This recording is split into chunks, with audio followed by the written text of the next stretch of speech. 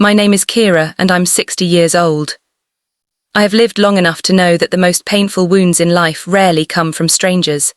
They come from the people we love the most. For 60 years, I believed that love inside a family was unconditional. I believed that sacrifices made quietly in the background would one day be understood. But one sentence from my own son showed me how wrong I was. The night he looked at me across the dinner table and said, "You're just a wallet to me," something inside my heart broke in a way I never thought possible. And yet, that painful moment ended up teaching both of us the most important lesson of our lives. The moment that changed everything. It was a quiet Sunday evening when I drove to my son Daniel's house. The sky was turning orange with sunset, and the air had that cool autumn smell that reminds you the year is slowly coming to an end. Daniel had called earlier that day. "Mom, you should come over for dinner," he said. "Sophie made your favorite pasta." I smiled when he said that. For weeks I had been hoping he would invite me. Ever since he got married, our meetings had become less frequent. Life had gotten busy for him, and I tried to understand. So that evening, I baked an apple pie, Daniel's favorite dessert since he was a little boy. As I drove to his house, I felt happy. I thought we were finally going to have one of those warm family evenings where we laugh, tell stories, and forget about the stress of life. But I had no idea that night would become one of the most painful memories of my life. Raising my son alone. Daniel is my only child. When he was 3 years old, his father walked out of our lives. I still remember that night like it was yesterday. A small suitcase. A quiet apology. And then the sound of the front door closing behind him. After that, it was just the two of us. I worked harder than I ever imagined possible. During the day, I worked as a receptionist in a small office. At night, I worked as a cashier at a grocery store. There were nights I came home so tired I could barely stand. But Daniel would run to the door shouting, "Mommy." And suddenly, the exhaustion didn't matter anymore. Every sacrifice felt worth it. I saved every dollar I could for his future. When he wanted a bicycle for his birthday, I skipped buying a winter coat for myself. When he needed new school supplies, I picked up extra shifts.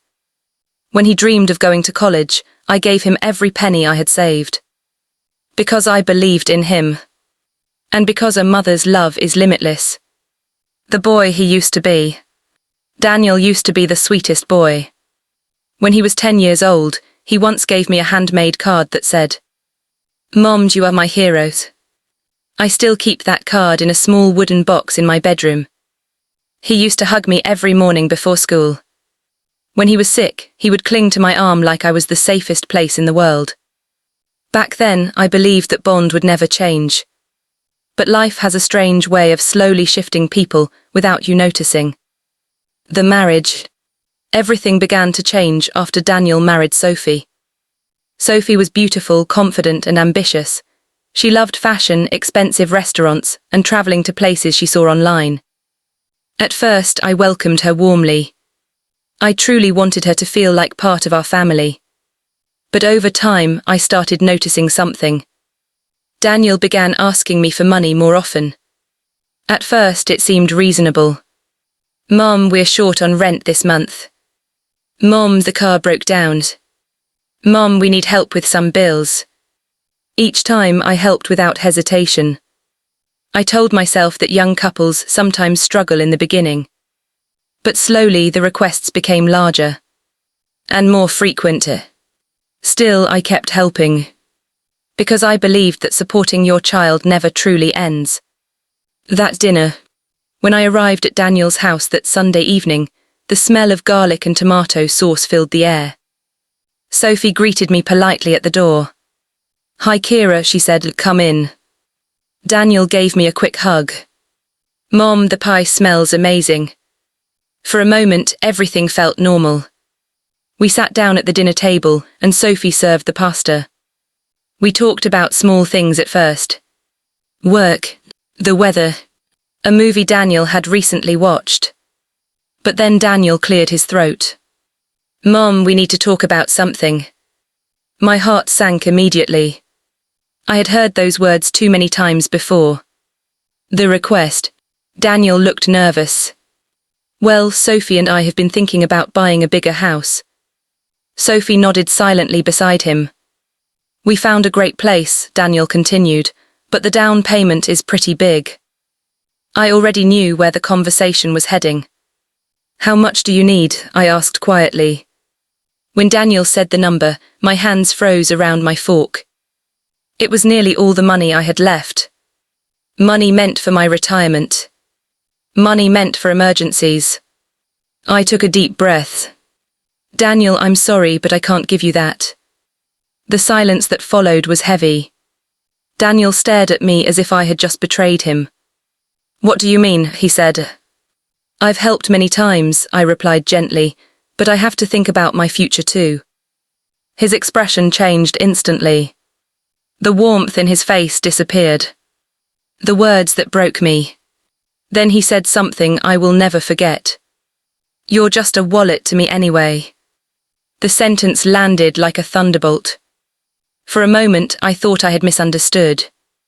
Sophie gave a small awkward laugh. But Daniel didn't take it back. He didn't apologize. He simply shrugged. Well, you've always been the one paying for things. 60 years of love. 30 years of sacrifice. Reduced to a wallet. Walking away. I didn't argue. I didn't yell. I simply stood up. Daniel frowned. Moms, where are you going? I picked up my coat. Home. Don't be dramatic, he said. But I wasn't being dramatic. I was protecting what little dignity I had left. At the door, I paused and looked back at him. I hope one day you understand what you said tonight. Then I walked out. The loneliest weeks. The weeks that followed were some of the hardest of my life. Daniel didn't call. And I didn't call either. For the first few days, I cried more than I had in years. I kept replaying his words in my head. Just a wallet. Was that really how he saw me? But slowly, something inside me began to change. For the first time in decades, I started living for myself. I joined a small book club in town. I started gardening again. I even signed up for a painting class. Little by little, the silence became peaceful instead of painful. The unexpected visit. 3 months later, there was a knock on my door. When I opened it, Daniel was standing there. He looked different. His shoulders were slumped and his eyes were tired. Mum, can we talk? I stepped aside and let him in. He sat at the kitchen table, staring down at his hands.